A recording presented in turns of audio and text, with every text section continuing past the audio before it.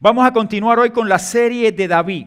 Este es el mensaje número 11 de David, un rey puesto por Dios. Este es el título que hemos venido manejando durante todo este tiempo.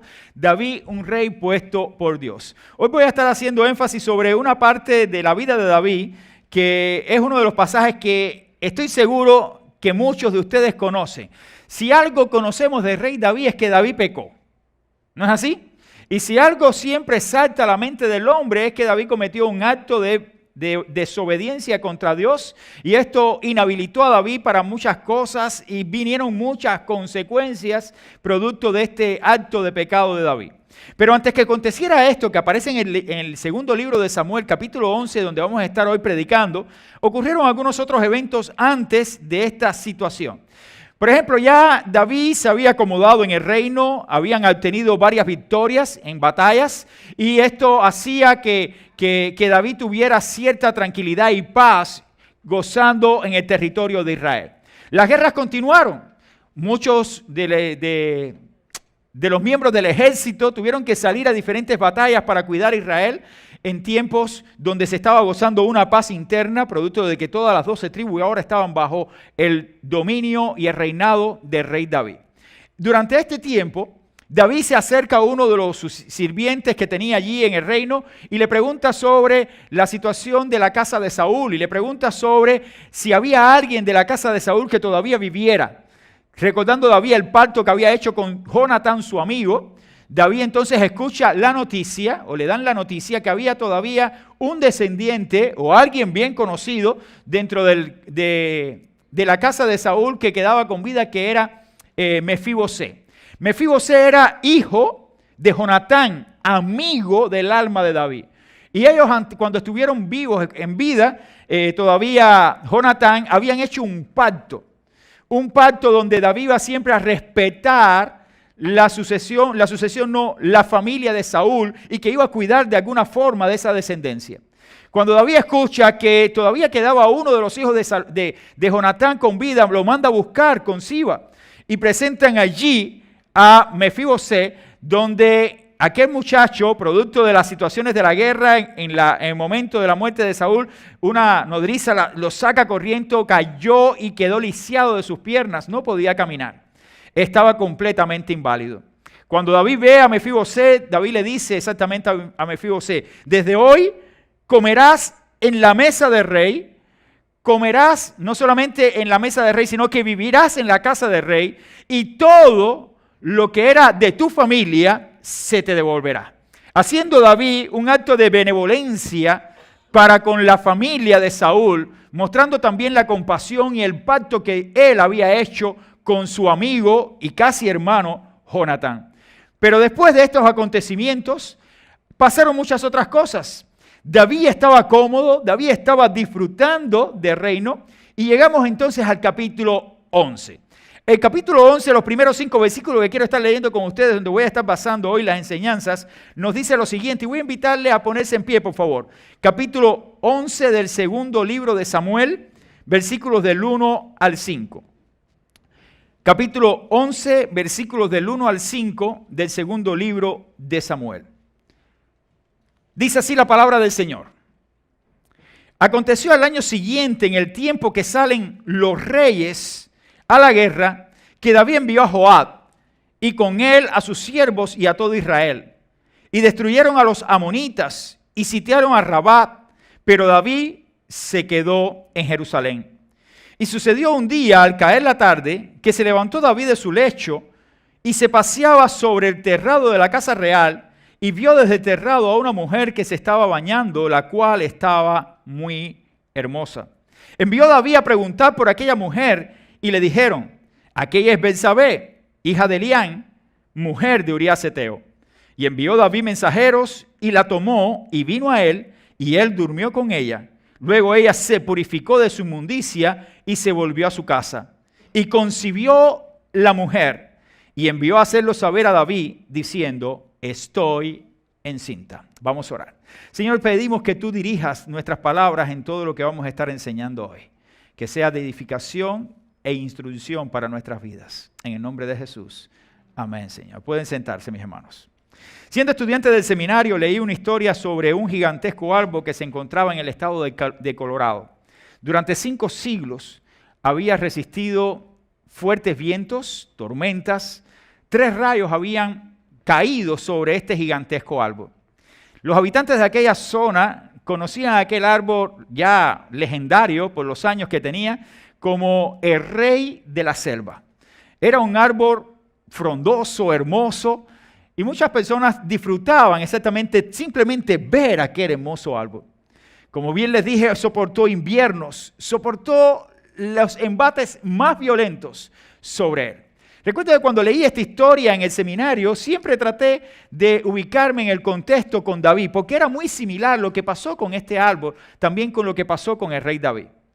La historia narra de que aquel árbol un día, después de haber soportado grandes embates, de haber soportado situaciones difíciles, de haberse mantenido firme en aquel lugar, pequeños escarabajos, muy pequeños, comenzaron a subir por el tronco del árbol. Subieron hasta cierta altura y cuando llegaron a una altura determinada comenzaron a penetrar el árbol, comiendo poco a poco la corteza robusta y fuerte de afuera, pero comenzaron a penetrar hasta llegar al corazón del árbol. Cuando llegaron al corazón del árbol comenzaron a comer su corazón y comenzaron a hacer un hueco en el centro del árbol. El árbol completamente quedó hueco en su centro, pero por fuera se veía hermoso, por fuera se veía bien. Por fuera todo el mundo decía que continuaba siendo el rey majestuoso, el que había soportado todas aquellas tormentas y todos aquellos embates de los vientos, la nieve, y nunca había sucumbido. También lo miraban como algo extraordinario porque los rayos que le habían caído encima, que al menos habían sido 3, no habían podido doblegar aquel poderoso árbol. Pero aquellos pequeños escarabajos, tan pequeños, lo hicieron caer. Un día una pequeña tormenta, no tan fuerte como todas las que había soportado anteriormente, vino sobre aquel árbol. Y aquel árbol, no pudiendo resistir, cedió con aquellos vientos y fue tumbado al suelo. El majestuoso rey de la selva cayó después de más de 500 años manteniéndose firme en aquel lugar que era visto por todas las personas. De la misma manera, los pequeños escarabajos del pecado penetraron en la vida de David. David tuvo embates por todos lados y hemos visto la historia de David ya en varios sermones que hemos predicado. Tuvo que soportar situaciones muy adversas, pero David llegó un momento de su vida donde ya estaba con cierta tranquilidad y ahí dejó que los pequeños escarabajos del pecado comenzaran a penetrar su corazón. Dejara entonces que el lugar que le correspondía quizás a Dios y a las decisiones correctas, lo dejó entonces a merced de lo que no debía hacer. En la mañana de hoy quiero compartir la manera de no sucumbir ante la tentación del pecado, basado en este pasaje que vemos en las Escrituras y basado en la vida de este extraordinario rey que admiro sus historias y todo lo que Dios hizo con él. Pero no podemos dejar de ver claramente lo que la Biblia nos enseña a nosotros para no sucumbir, para no caer ante las acechanzas del diablo y ser destruidos por él. Por eso el pasaje nos enseña que vamos a contrarrestar el pecado que nos asedia si, en primer lugar, ocupamos el lugar que nos corresponde. En primer lugar, si ocupamos el lugar que nos corresponde, no vamos a sucumbir, no vamos a caer, sino vamos a contrarrestar el pecado que viene sobre nosotros. La Biblia nos dice claramente en el versículo 1 del capítulo 11 que durante el tiempo en que todos los reyes salían a la guerra, todos los reyes, absolutamente todos, dice la palabra del Señor, en aquel tiempo David se quedó en Jerusalén. David tenía que estar con su pueblo. David tenía que estar con su ejército. Sin embargo, él decidió enviar a Joab para que ocupara su lugar en la batalla mientras se mantuvo gozando de los deleites del palacio y de todo lo que podía recibir del Señor como bendiciones que ya tenía. Pero no era el momento de recibir aquello. La Biblia nos habla una y otra vez en este pasaje, al menos 2 veces en este mismo versículo, que los reyes salían a la guerra y David se quedó en el palacio. Al final del versículo 1 dice, pero David se quedó en Jerusalén, repitiendo la misma idea 2 veces al menos, como que David cometió un error. tenía que haber salido, tenía que haber ocupado su lugar, pero no ocupó su lugar. Simplemente dejó que su lugar fuera ocupado por otros. Por eso es que aquí, a pesar de todas las cosas que estamos viendo en las Escrituras, vemos negligencia en cuanto a sus deberes. David fue negligente en cuanto a sus deberes. La negligencia lo llevó a un callejón sin salida y después a sucumbir al pecado y a todo lo que venía sobre él. Una persona diligente pone mucho interés, esmero, rapidez y eficacia en la realización de un trabajo o una obra o en el cumplimiento de una obligación que se le da. David en este momento no miró la bendición de parte de Dios, no miró lo que Dios podía hacer por medio de él, sino que se dejó arrastrar por los deseos de mantener su vida ociosa, de mantener su vida en tranquilidad, y fue negligente en cuanto al deber de estar en el lugar adecuado. Querido hermano y amigo que me escuchas, muchas veces nosotros por estar en el lugar equivocado hemos cometido grandes errores, y este fue el gran error de David, o uno de los grandes errores de David: no quedarse en el palacio y dejar que su lugar fuera ocupado por otra persona. Proveyó todo lo necesario para ser tentado y caer ante la tentación del pecado. Si observamos la vida de David, cualquiera de nosotros pudo haber sido él y pudiéramos haber sucumbido como él. Hoy estamos viendo situaciones también en familia y en matrimonio porque uno de los miembros de la familia o uno de los cónyuges no ha sido capaz de ocupar el lugar que le corresponde dentro de la familia. Hoy vemos que si tu lugar es estar al lado de tu esposa, entonces tú tienes que estar al lado de tu esposa, y si a tu esposa le gustan las flores como la mía y que yo no se las doy, yo tengo que ocupar muchas veces el lugar y darle a mi esposa lo que ella necesita, porque otra persona puede venir a ocupar el lugar que yo estoy cediendo. Y muchas veces cuando tú dejas que otro ocupe el lugar, entonces vienen los problemas posteriores. Nosotros no podemos dejar de ocupar nuestro lugar. No podemos dejar de buscar, ceder el lugar que nos corresponde como padres de familia. Ni siquiera podemos dejar que eso suceda dentro de nuestros matrimonios. Hemos visto también no solamente cómo se pierden matrimonios, sino cómo familias se destruyen, porque los roles dentro de la familia se cambian y los hijos están viendo una familia disfuncional porque no pueden ver el rol correcto dentro de la familia del padre y la madre. Y entonces dicen, ¿y ahora qué? ¿Qué hago? ¿Qué hago? Usted y yo hemos sido llamados a ocupar el lugar que nos corresponde, y David falló en no ocupar en ese lugar, y vino entonces la negligencia, y la negligencia trajo consigo el pecado. Este fue el error de David. Queridos hermanos, siempre será favorable para nosotros estar en el lugar adecuado, con la persona adecuada y haciendo lo adecuado. ¿Qué hacemos muchas veces en lugares que no nos corresponden? ¿Qué hacemos nosotros con personas que en realidad no tienen nada que ver con nosotros? ¿Qué hacemos nosotros hablando en conversaciones que en realidad ni siquiera edifican o no hablan de Dios, o al contrario, ponen a Dios muy lejos de lo que nosotros debemos tener a Dios? Entonces, estás en el lugar adecuado con las personas inadecuadas, con las personas inadecuadas, y haciendo también lo inadecuado. Dios quiere que usted se enfoque, porque Dios quiere que usted ocupe el lugar que le corresponde. Como hijo de Dios, usted tiene que enfocarse en las cosas correctas. Siempre es favorable estar en ese lugar. Pero puede surgir una pregunta: ¿cuál es el lugar adecuado? Si uno va al texto bíblico, uno se da cuenta de que David aparentemente estaba en el lugar adecuado. ¿Dónde estaba David? Estaba en su casa. David no estaba saliendo por ahí, no estaba en ninguna fiesta, no estaba en ninguna cumbancha, no estaba en ningún lado de esto. David estaba en su propia casa. Estaba viviendo en su propio palacio. Estaba durmiendo en su propia cama. Estaba teniendo todos los sirvientes como siempre lo había tenido. Pero no estaba en el lugar adecuado, dice la Biblia.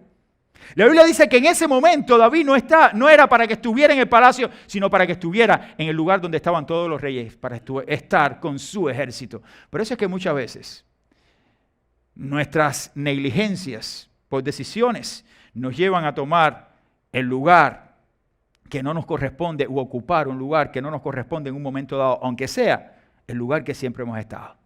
No siempre el lugar donde estamos es el correcto, aún sabiendo que estamos en nuestro hogar. Hoy por hoy estamos mirando muchas personas que hacen y deshacen con su vida, y hasta en sus propios hogares están haciendo cosas que no deben hacer, y están en su hogar y están haciendo aparentemente o viviendo de la forma en que siempre han vivido, pero están haciendo cosas que a Dios no le agradan. Y entonces, ¿qué? No importa el lugar donde estemos. Lo importante es que hay momentos en que nuestra negligencia por no ocupar o hacer lo que Dios quiere que hagamos, entonces hacemos otras cosas que van en contra del Señor. David tampoco estaba en un lugar extraño, estaba en su propia casa. Y ahora la pregunta sería, ¿qué tentaciones David va a tener en su propia casa? Miren, hoy por hoy no tenemos que ir muy lejos para tener tentaciones. En tu propia casa tienes tentaciones. Usted tiene la televisión, usted tiene el teléfono. ¿Ya? Con el teléfono solamente, ni siquiera la televisión, donde usted está actuando con el teléfono, usted personalmente, usted está siendo tentado para entrar a lugares que usted no tiene que buscar, para ver cosas que usted no tiene que ver, y no tiene que ir muy lejos, en su propia casa. ¿Por qué? Porque no estás haciendo lo que tienes que hacer. Porque no estás ocupando el lugar que tienes que ocupar, porque no estás haciendo lo que te corresponde. Querido hermano y amigo, tenemos que estar alertas. Podemos estar simplemente siendo expuestos por Satanás para pecar, y si usted no es firme, usted puede caer. Aquí se ve claramente de que David cedió a esta tentación. Y todo creyente que ha nacido de nuevo es guiado y confrontado por el Espíritu Santo, y todos lo sabemos. El creyente es guiado por el Espíritu Santo. Además, el creyente también es guiado para hacer lo que a Dios le agrada. Y Dios, por medio del Espíritu, nos advierte y nos dice cuando estamos en un lugar equivocado. Y usted puede estar en su casa, y cuando usted está haciendo cosas en su casa, si está haciendo cosas no adecuadas, usted está haciendo lo equivocado. Y está en su casa. Y no tiene que ir muy lejos para hacer cosas que no le agradan al Señor. En su propia casa, en su propia habitación, cerrada la puerta, en vez de orar, cualquier otra cosa. Entonces, la tentación la tenemos constantemente en todo lugar. Y David simplemente no ocupó el lugar que le correspondería como rey que era de Israel. ¿Por qué? Porque se quedó en el palacio. Usted tiene que ser diligente. Diligente para hacer la obra del Señor, para hacer lo que a Dios le agrada. Diligente para ver cómo Dios obra y decir no a las cosas que pueden dañar su vida y pueden dañar su familia. Si estás en el lugar donde te expones a ser tentado por cosas que a Dios no le agradan y para pecar, entonces huye de ese lugar, salte de ese lugar, cambia de sitio. No estoy para estar aquí, no puedo estar en este lugar ahora porque estoy siendo expuesto para ser desobediente ante Dios, y tienes que huir de cada uno de esos lugares donde puede ser expuesta su vida para caer y pecar contra el Señor. David se dejó arrastrar por no ocupar el lugar que le correspondería. Hay otra enseñanza que aparece aquí en las Escrituras, y otra forma de contrarrestar el pecado que nos asedia no es solamente ocupando el lugar que nos corresponde, sino apartándonos de la vida ociosa. Apartándonos de la vida ociosa. ¿Por qué vida ociosa? ¿Acaso David no tenía la oportunidad de descansar? Miren, todos nosotros nos gusta descansar y las vacaciones no son malas. Pero no todo el año son de vacaciones. ¿Ok? Ni todos los días son para descansar. Y esto fue lo que David confundió. Cuando él tenía que estar en un lugar, él no estaba en el lugar. Entonces él lo tomó como parte del descanso. Pero no es así. Ese no era el momento, David. Ese no era el momento en que David tenía que hacer esto. Él debía estar en otro lugar. Recordemos que el problema no era de gozar del descanso. El problema estaba en que no era el momento de hacerlo. Y eso usted tiene que entenderlo. Hay momentos y momentos. Hay momentos para reír, hay momentos para llorar, como aparece en Eclesiastés. Hay momentos para descansar y hay momentos para trabajar. Y este no era el momento según las Escrituras. David entonces se acomodó. Se acomodó a como él que era rey. Entonces él podía disfrutar de todas las comodidades que quizás ninguno de los otros que estaba a su alrededor podía disfrutarlo, porque los demás soldados y las personas valientes de su ejército estaban ¿dónde? En el campo de batalla, donde él debía estar. Pero él no estaba allí. David estaba en su casa disfrutando de las comodidades. Estaba disfrutando literalmente de todo lo que había Dios, de todo lo que Dios le había dado durante este tiempo de su vida. Dios le había otorgado ya un reino, Dios le había dado Jerusalén, Dios le había dado el palacio, y ahora él estaba disfrutando de esas bendiciones, pero no es el momento, David. Quizás usted, querido hermano, también ha pasado por estas cosas. Y hay momentos y momentos. No descuide su vida. No permitas que por tu vida ociosa simplemente comiences a dar pasos que te van a llevar a un callejón sin salida. Cuando no tienes nada que hacer, recuerda esto. Cuando no tienes nada que hacer, entonces haces lo que no debes hacer. Cuando usted no tiene nada que hacer porque está aburrido, como dicen mis muchachos a veces. Estoy aburrido, papá. Yo le digo, de aburrido a aburrado no va mucho. De aburrido a aburrado. Yo también lo decía cuando tenía su edad, estoy aburrido. ¿Pero por qué? Porque no tengo nada que hacer. No, si hay tantas cosas que hacer, cuando yo le digo, bueno, saquen la basura y bótenla. Ah, no, eso no. Entonces tú no es que estés aburrido, el problema es que tú no quieres hacer otras cosas. Tú no quieres hacer lo que debes. Por eso es cuando usted no hace lo que tiene que hacer, entonces hace lo que no debe hacer. Y eso fue lo que pasó con David. Él debía estar en un lugar, al no estar en un lugar, entonces voy a hacer lo que no debo hacer. Y de ahí suscitan todas las situaciones de la vida de David. Por eso hay una frase también que leí una ocasión y también la he escuchado de varios predicadores que dice lo siguiente: la mente desocupada es taller del diablo. Cuando tú no tienes nada en qué ocupar tu mente con las cosas espirituales, entonces vendrán cosas que no son espirituales. En una ocasión dije en una predicación, porque lo escuché de un pastor, quien era mi pastor, que decía, si por la mente, es decir, si aquí en la frente nuestra nos pusieran un televisor y cada vez que nosotros pensáramos algo, se reflejara en ese televisor, lo tuviéramos siempre tapadito. Porque usted se imagina que usted está hablando con un hermano y usted está pensando algo y eso, en la conversación, y de pronto sale una imagen. A lo mejor está hablando con alguien y dice, oye, me tiene cansado esta persona. Ahí mismo sale la imagen. Tremendo, ¿eh? Es tremendo. La mente desocupada está ahí del diablo. Cuando usted no tiene nada que hacer, simplemente hace lo que no debe hacer. Y mientras usted no ocupe su mente en cosas que son espirituales, entonces Satanás traerá a su mente cosas carnales, cosas que lo van a alejar de Dios, porque eso es el trabajo de Satanás. Y usted tiene que ocuparse de su vida espiritual para crecer en su vida espiritual, para ser semejante a Jesucristo. Usted no puede descuidarse en nada.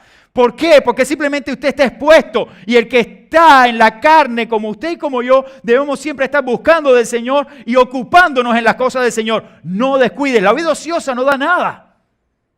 La vida ociosa no da nada. Hay cada cuentos por ahí de los vagos. Y ya los vagos quieren más vacaciones en el año que días de trabajo. Sí, es mejor estar así, fresco. Ya llegará a los 65, a los 70 años para vacacionar. Cuando ya llegues a esa edad y tengas tu retiro y puedas vacacionar. Pero mientras estés con salud y Dios te esté usando, entonces ocupa tu mente, ocupa tu vida en las cosas eternas, en las cosas espirituales. No dejes que Satanás traiga a tu mente cosas que no valgan la pena. Es necesario que nosotros no demos nuestra mente al diablo para que lo use como taller, sino que el Espíritu Santo controle todo lo que nosotros somos. Una vida ociosa es una vida expuesta a tentaciones mayores, porque el diablo se aprovecha para hacernos caer. Y somos el blanco directo de Satanás cuando no ocupamos nuestra vida en cosas espirituales. Pensar siempre en las cosas de arriba, dice la Escritura, y no pongas la vista en las cosas terrenales. Y este fue el gran error de David. El gran error de David es que ya estaba en su comodidad, estaba viviendo una vida ociosa, tenía todas las comodidades, todo lo que necesitaba. Pero en este momento de su vida, entonces se ve una disyuntiva tremenda, porque ahora ve como Dios lo estaba bendiciendo, pero él, en vez de estar haciendo lo que debía hacer, cae en una situación súper dura, que ahí viene desde ese principio. Otra forma de contrarrestar el pecado que nos asedia a nosotros es, como dice aquí este principio, huyendo de los deseos carnales. Y esto no lo hizo David. David no huyó de los deseos carnales. David dio rienda suelta a sus deseos carnales. ¿Qué dice la Escritura? La Escritura dice claramente de que David se dio a la tentación y cayó a la tentación. Me viene siempre a mi mente cuando pienso en David y este evento en José. José, igual que David, estaba en la misma situación de David. José estaba viviendo las bendiciones del Señor. Y José entonces fue tentado. Aquella mujer de Potifar vino y para mí se desnudó delante de David. De José, perdón. Se desnudó delante de José y cogió sus vestidos y José corrió. Y ahora lo más triste de toda la historia es que José paga una cárcel de 2 años por la mentira de la mujer de Potifar. Y pienso que José en medio de la prisión tenía que decir, Señor, ¿qué he hecho yo? Fui fiel a ti, guardé los principios, hice lo que tenía que hacer y ahora tengo que pagar una prisión. Dios lo permitió. Hay veces que Dios nos lleva por situaciones difíciles, aún haciendo lo correcto para hacernos madurar y crecer. Y cuando crecemos, entonces nos va a llevar a un nivel diferente. Y por eso es que Dios llevó a José a un nivel diferente, a ser gobernador de Egipto. Pero tuvo que sufrir y tuvo que pasar y después salvar a su pueblo, a sus hermanos y traerlos desde Canaán hasta Egipto para que no murieran de hambre, porque Dios tenía un plan con José, pero tenía que pasarla. Tenía que pasar. David no pensó en ninguna de estas cosas. David simplemente lo que pensó fue en satisfacer sus propios deseos. David simplemente lo que dio rienda a sus propios deseos y fue débil y cayó ante la trampa de Satanás. La cuestión aquí no estaba en La cuestión aquí no estaba en el descanso, sino en la responsabilidad que tenía en ese momento que no asumió. Y no asumió la responsabilidad y vino todo lo demás. La tentación cayó sobre David y la tentación arrastró a David a sus propias pasiones. ¿Qué dice la Biblia? El pasaje dice por lo claro que lo primero que pasó con David fue que vio. David se levantó en la tarde. Miren, David se levantaba a la hora que quería, se acostaba después de almuerzo y se levantó en la tarde a caminar por el terrado de la terraza de su palacio. Oye, qué vida más sana, ¿eh? Y qué aire más fresco. Pero estás en el lugar equivocado ahora, David. Tú no eres para que estés aquí. Pero David sí, se quedó. Y comenzó a caminar por la terraza. Y de pronto, cuando menos lo esperó, porque él no pensó que eso iba a pasar, miró hacia un lado y vio a alguien que se estaba bañando. Betsabé. Miren, quizás Betsabé, la Biblia no te lo dice, pero quizás Betsabé en algún momento haya estado vinculada o se hayan visto en algún momento con David, porque era la esposa de uno de los 30 valientes de David. David tenía un ejército tremendo y dentro de ese ejército había unos hombres que eran conocidos como los más valientes y dentro de esos hombres habían 3 y después de esos 3 habían otros 30 más que estaban allí al pie de cañón para dar su vida por el propio David, y ahí estaba Urías Eteo, el esposo de Betsabé. Ese era uno de sus valientes.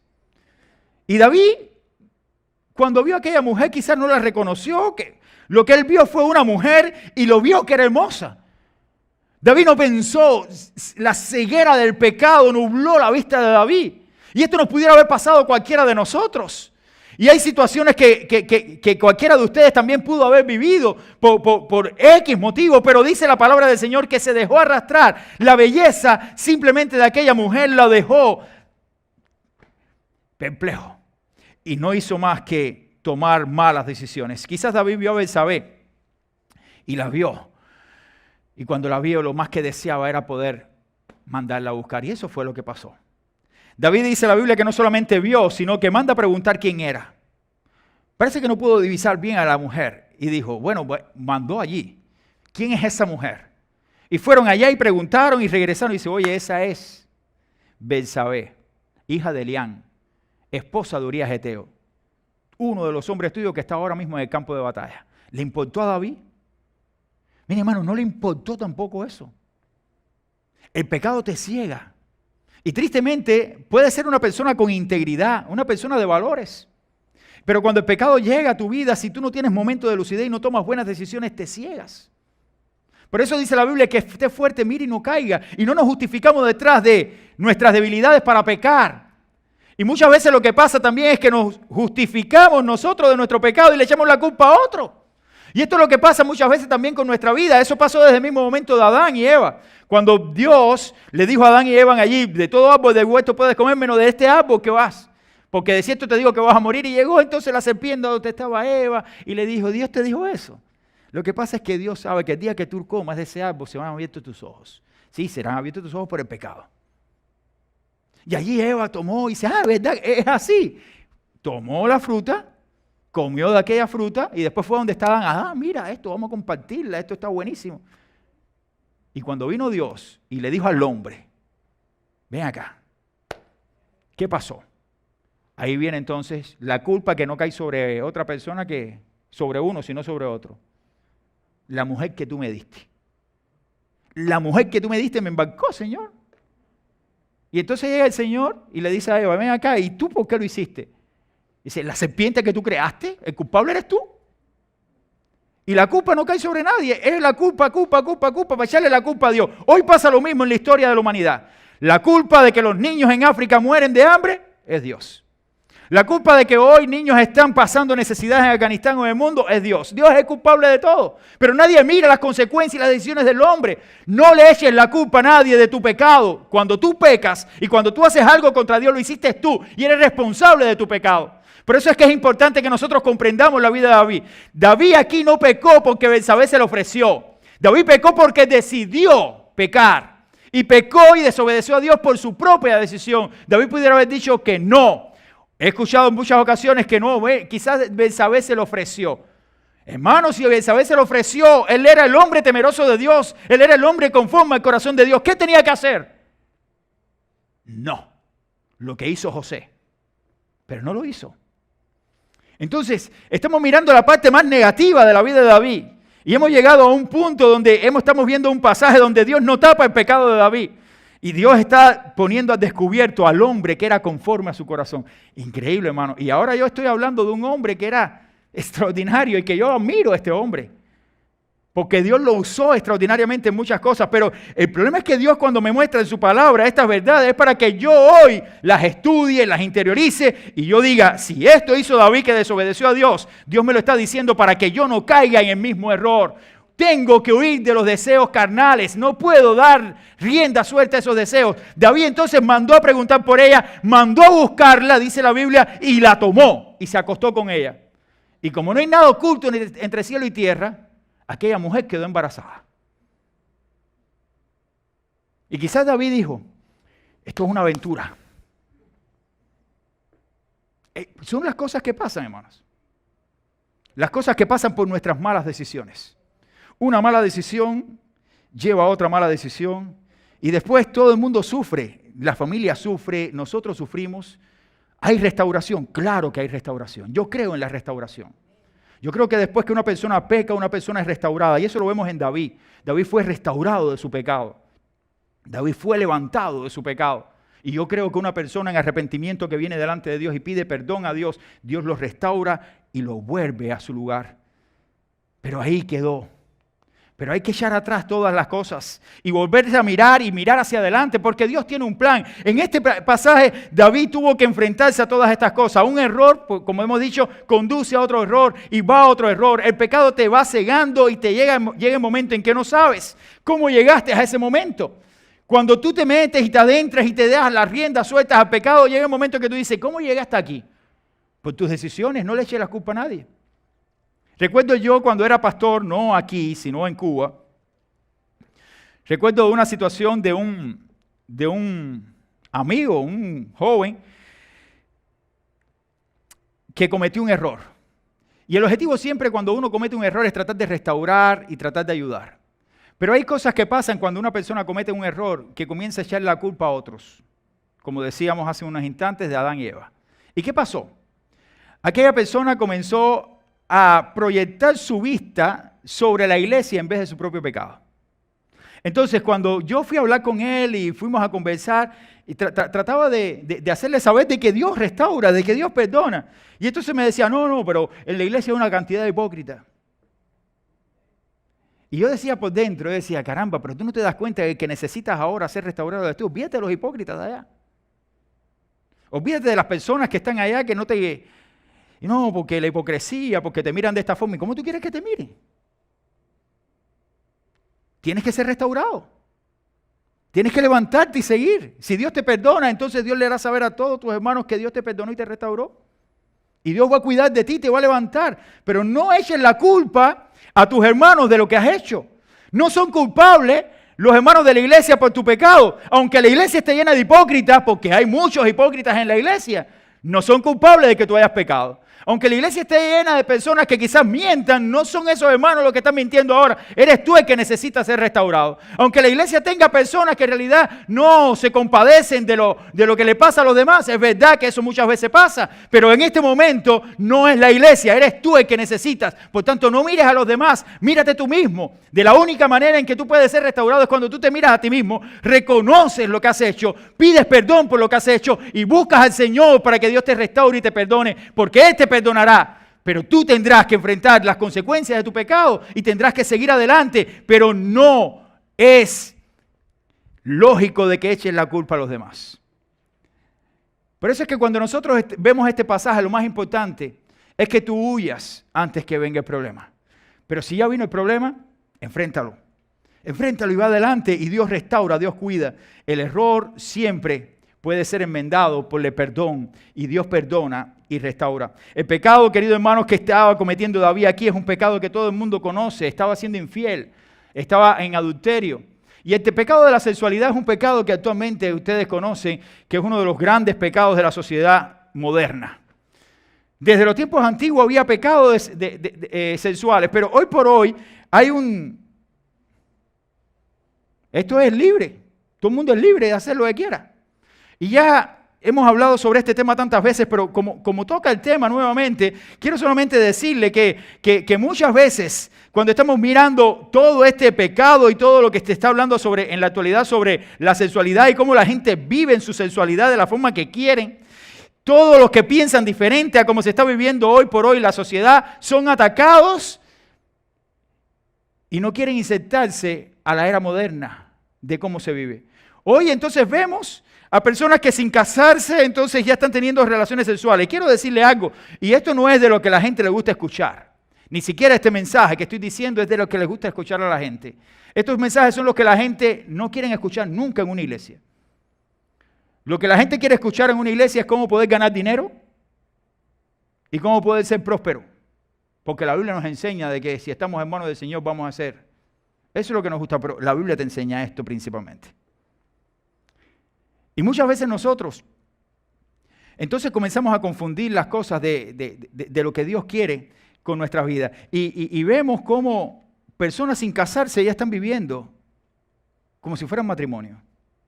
Hermano, el sexo no es pecado. Vamos a partir de ese punto. El sexo no es pecado. Tener relaciones sexuales no es pecado.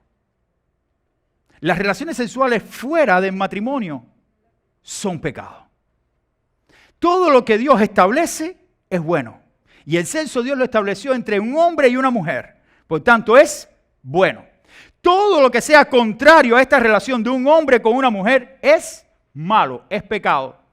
Aunque sea un acto sexual que Dios declaró bueno como algo establecido dentro del matrimonio. Por eso es que hoy estamos viviendo matrimonios de un mismo sexo. No solamente matrimonios, orgías. Ya se están viendo orgías. Personas que viven 3, 4 como una familia y viven. Somos en matrimonio, yo no sé cómo se le dice eso, porque hoy ya se está hablando de 30 géneros ya, cuando yo conozco solamente 2 géneros, masculino y femenino, pero ya hoy por hoy hay géneros hasta los que dicen que no tienen sexo aunque lo tengan. Yo no sé, es una locura lo que estamos viviendo hoy. Pero fíjense cómo estamos en una sociedad donde pensar diferente y pensar como la Biblia nos enseña, somos atacados por ello. David cometió el error de cometer pecado contra Dios, no porque tuvo un acto sexual, sino porque lo hizo con la persona inadecuada, en el momento inadecuado, y una persona casada, por tanto hay adulterio, y la Biblia habla de adulterio. Y usted puede pensar, pero David tenía otras mujeres, pastor. Porque yo he leído la Biblia y ahí en los pasajes todo habla. Bueno, pero la Biblia no dice que Dios aprobaba a todas las mujeres de David.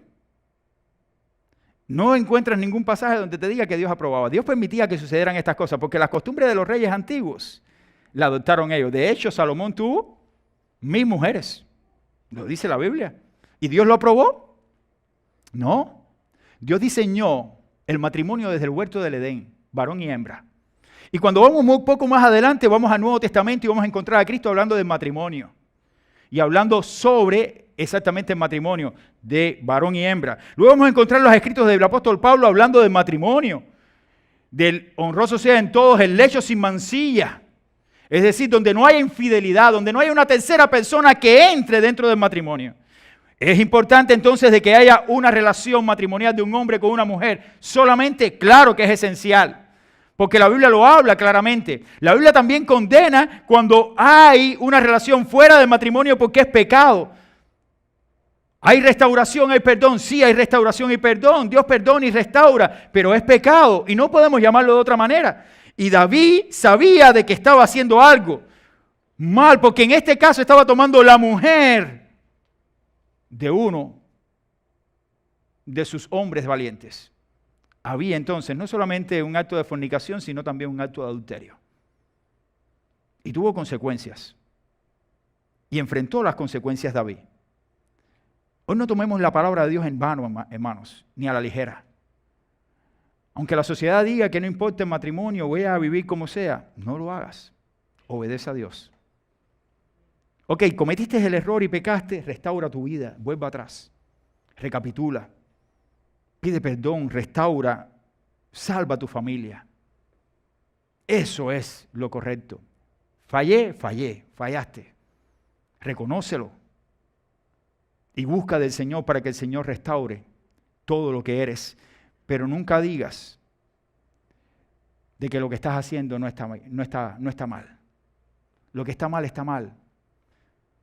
Si tú eres novio y tienes tu novia, tu relación matrimonial, tu relación de noviazgo es simplemente noviazgo, no matrimonial. Tú no tienes novia para tener relaciones sexuales. Se lo estoy diciendo a los jóvenes aquí por lo claro. Y yo sé que estos son mensajes que a uno no le gusta escuchar. Pero vivimos en una sociedad así, de que te conocí en la escuela, te monté en el carro y me fui. ¿Y a dónde vamos a parar? Y muchas veces nosotros los padres somos permisivos con esto porque ya no podemos tener control sobre nuestros hijos. Pero como yo no estoy aquí para controlar sus hijos ni controlar sus pensamientos, tengo que hablar lo que dice la palabra. Y la palabra me dice que es pecado. Y si es pecado, te digo que las relaciones prematrimoniales son pecado. Y si te gusta, bueno, te gustó. Pero si no te gusta, no puedo hacer otra cosa. Tengo que decírtelo. Porque es lo que me dice la Biblia, lo que me enseña directamente. La Biblia me está diciendo de que la relación matrimonial entonces lleva una relación más íntima, sexual, pero fuera del matrimonio, cuando no hay un pacto matrimonial, entonces no hay relaciones sexuales. No puede haber. La Biblia me dice de que Dios diseñó hombre y mujer para una relación de este tipo, no hombre con hombre. Entonces todo lo que está en contra de lo que Dios establece es pecado y va contra su naturaleza y vendrá juicio sobre aquel que se deleite en hacer estas cosas si no viene en arrepentimiento a Cristo y pide perdón por su pecado y es restaurado y deja de vivir de esa forma. Si no, tendrá consecuencia. La Biblia es categórica.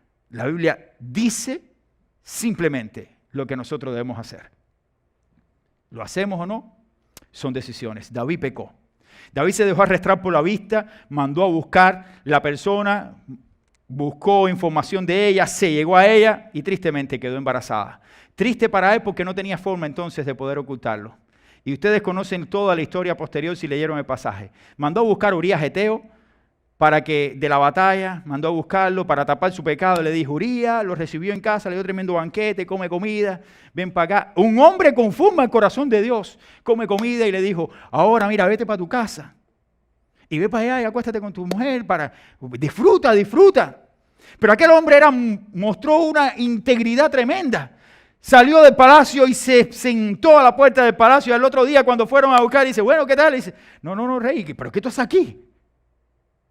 No, ¿cómo yo voy a ir a mi casa a disfrutar con mi esposa, a acostarme con mi esposa, a vivir la vida cuando todos mis amigos, mis hermanos de guerra, de lucha, están en la batalla muriendo? Yo no puedo hacer eso, rey. Yo a disfrutar y... No, rey. Entonces David dijo, esto me lo tengo que quitar de en medio. Hizo una cartica para Joab y le dijo, Joab, aquí te mando a Urías. Ponlo en lo más recio de la batalla. No había otra cosa. Y la carta era su condena de muerte. David escribió la carta, le puso el sello real que no podía ser abierto, violado, y Urías, de buen corazón, tomó la carta y se la entregó a Joab. Joab, aquí te manda el rey David. Joab abrió la carta y dijo, Urías, este es tu puesto de batalla ahora. Y Urías protestó. Murió en la batalla. Y David tenía todo preparado para seguir con su vida, que lo vamos a estar viendo la próxima semana. Pero aprendamos estos principios, mis hermanos, y aquí están las conclusiones. Por el error de David, su reino fue en decadencia. Tuvo un arrepentimiento genuino, Y eso lo podemos ver en el Salmo 51 y en el Salmo 32. Cómo David se arrepiente. David se arrepintió. Y Dios perdonó a David y su vida fue restaurada. De hecho, fíjense si fue restaurada que la descendencia de Betsabé, el hijo que tuvo Betsabé, que fue Salomón, que lo tuvo con David, fue el rey que sustituyó a David. Eso es para que ustedes vean cuando Dios perdona y restaura. No podemos ahora simplemente dejar la página sobre David y decir pecó. No. David cometió el error, es verdad. Y eso es lo que estamos predicando para nosotros, no caer en el mismo error. Pero Dios restauró y bendijo a David hasta el fin de sus días. Porque todo el que viene arrepentido ante el Señor, Dios lo perdona y lo restaura.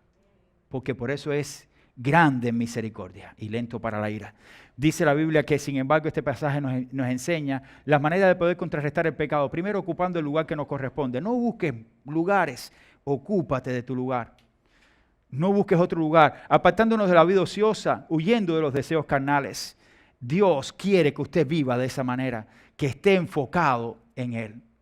Hoy vemos, y con esto concluyo, hoy vemos mucho, como dije hace un rato, muchos matrimonios y familias que se destruyen producto de estas cosas. Porque quizás tu esposa trabaja en un centro de trabajo y quizás a tu esposa le están dando lo que usted no es capaz de ofrecerle, porque usted no está ocupando su lugar y viene otro a ocuparlo. Y quizás la palabra agradable que usted no le dice a su esposa se lo dijo el compañero de trabajo. Y su esposa empieza a decir, mira cómo me trata. Y cuando llego a la casa es un infierno. Mira lo que me dice, y cuando llego a la casa, este esposo mío que llevo tantos años no me reconoce, no me trata. Y estoy hablando ahora de los maridos. Y después viene la esposa y comete el error. Pero así mismo pasa también con el esposo. El esposo está trabajando todo el día en la calle y cuando llega a la casa, entonces la mujer viene con los cañones afilados y dice, oye, ¿qué?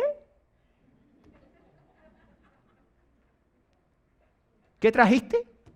¿No ves que yo no salí hoy a buscar nada? Y entonces tú esperando llegar a la casa porque llegaste cansado, encontrar paz, armonía, entonces lo que te encuentras es un infierno. Una esposa con un AK, esperándote para ametrallarte allí ya.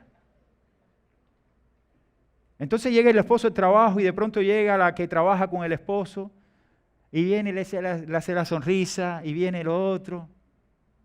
Y entonces acá está siendo bombardeado y allá te están ofreciendo todo y vienen los problemas. ¿Y está correcto hacerlo? Es pecado. Es pecado.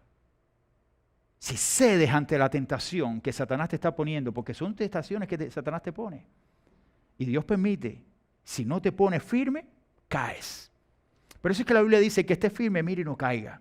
Nadie se piense que tiene el monopolio del Espíritu Santo para decir de que no va a pasar nada con mi vida.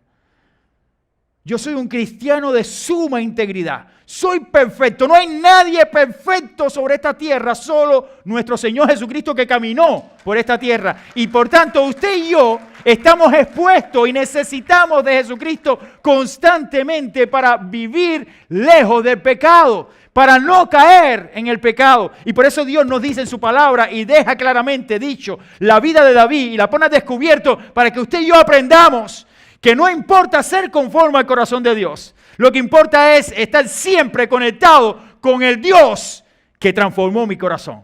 Y de esa manera entonces puedo vivir en integridad. De otra manera no podemos. No podemos. No te descuides. Nunca te descuides. Cuida a tu esposa, cuida a tu esposo, cuida a tu familia. Cuida a tu novia y espera el matrimonio. Cuida a esa persona que Dios te ha dado. Porque para algo te las dio, para compartir con ella. Y si cometiste el error, restaura tu vida y busca misericordia de parte de Dios y también el perdón de tu familia, porque Dios restaura, Dios cuida, pero que te sirva de lección, no vuelvas atrás. Que Dios les bendiga, nos ponemos en pie y así terminamos y oramos. Señor y Padre, te damos las gracias por este tiempo y gracias por las enseñanzas de tu palabra. Gracias porque podemos estar confiados en ti, porque también podemos encontrar refugio en ti. Gracias por la vida de David. Gracias por este extraordinario hombre que nos da lecciones para que nosotros podamos caminar como tú nos enseñas. Perdona nuestros pecados, Señor. En el nombre de Jesucristo te lo pedimos humildemente. Amén y amén. Que Dios les bendiga, mis hermanos. Amén. Amarte solo a ti, Señor. amarte solo a ti, Señor, amarte solo a ti.